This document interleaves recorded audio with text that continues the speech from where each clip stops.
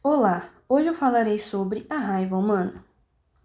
O agente etiológico é o vírus Rabies-Lyssavirus, pertencente à ordem Mononegaviridae, da família Rabidoviridae e gênero Lyssavirus. A classificação do gênero foi dividida em 16 espécies distintas, sendo que a circulante no Brasil possui 5 variantes rábicas. A AGV1 e 2, isoladas em cães, a AGV3 em morcego hematófago e a AGV4 e 6 em morcegos insetívoros. A raiva é uma doença infecciosa viral aguda e é classificada como uma antropozoonose. Caracteriza-se como uma encefalite progressiva aguda com letalidade aproximada de 100%. Transmissibilidade.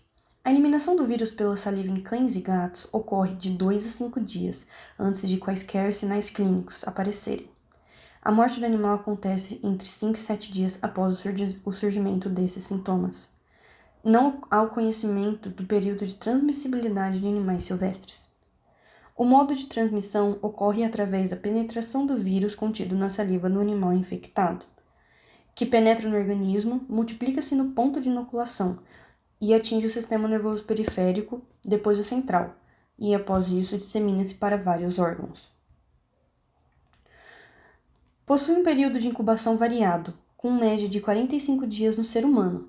Está relacionado à localização, extensão, profundidade da mordedura, além da distância entre o local comprometido e o cérebro e troncos nervosos. Cada espécie animal possui um período de incubação variado, que pode variar entre 15 dias a 4 meses. Sobre as manifestações clínicas. Após um tempo variado, surgem os pródromos, que duram em média 2 a 10 dias, e o paciente pode apresentar os seguintes sintomas: mal-estar geral, febre, meningoencefalite, náuseas, irritabilidade, entre outros. Pode ocorrer também hiperestesia e parestesia no trajeto de nervos periféricos próximos ao local da mordedura. A infecção pode progredir, surgindo manifestações de ansiedade, delírios e espasmos musculares, este último podendo evoluir para uma paralisia. O paciente mantém-se consciente até instaurar o quadro comatoso e evoluir para óbito.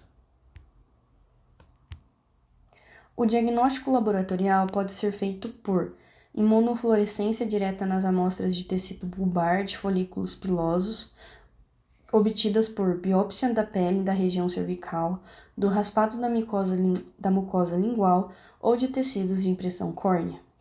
Na prova biológica, ocorre o isolamento do vírus através da cultura de célula. Com a técnica de soroneutralização, torna-se possível detectar anticorpos em pacientes que não receberam vacina antirrábica e, por meio da reação polimerase em cadeia, pode detectar o RNA do vírus rábico. Tratamento. Nos Estados Unidos, em 2004, houve o primeiro relato de cura em pacientes que não haviam recebido vacina ou soro antirrábico. E no Brasil, em 2008, um paciente foi tratado e curado utilizando o mesmo tratamento. Em 2017, ocorreu o segundo caso de cura com sequelas neurológicas no Brasil. Esse protocolo deve ser aplicado em casos confirmados de doença e sob orientação da Secretaria de Vigilância em Saúde. A profilaxia da raiva é realizada com o uso de vacinas e soro após o indivíduo ser exposto ao vírus rábico. O esquema vacinal deve ser completo e feito de modo rápido. A vacina da raiva inativada humana é usada como profilaxia em pessoas que, devido a seus trabalhos, estão expostas ao risco de infecção pelo vírus. A dose e via de aplicação pode ser realizada tanto por via intramuscular, que é a aplicação profunda na região lateral da coxa, ou por via intradérmica, que é a aplicação nos braços. Mesmo com reações graves causadas pela profilaxia, a decisão de suspender o tratamento deve levar em conta os riscos caso isso ocorra. Observação: a vacinação de cães e gatos tem auxiliado muito no combate contra a raiva, fazendo com que a raiva em animais domésticos seja controlada, já que esses estão recebendo a vacina antirrábica anualmente. Os objetivos da vigilância epidemiológica é investigar todos os casos suspeitos de raiva, determinar áreas de riscos para antropozoonose, monitorar a raiva animal e propor medidas de prevenção e controle. Definição de caso confirmado. Critério laboratorial. É o caso suspeito que foi positivo.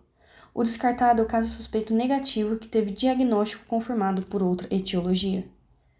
Todo caso suspeito é de notificação compulsória e imediata nas esferas municipal, estadual e federal. O caso deve ser notificado no Sistema de Informação de Agravos de Notificação. E a investigação epidemiológica deve ser feita em até 72 horas após a notificação de um caso, devendo iniciar a investigação a fim de realizar medidas de controle. Essa foi a apresentação sobre a raiva. Muito obrigada por terem visto e tenham uma boa semana.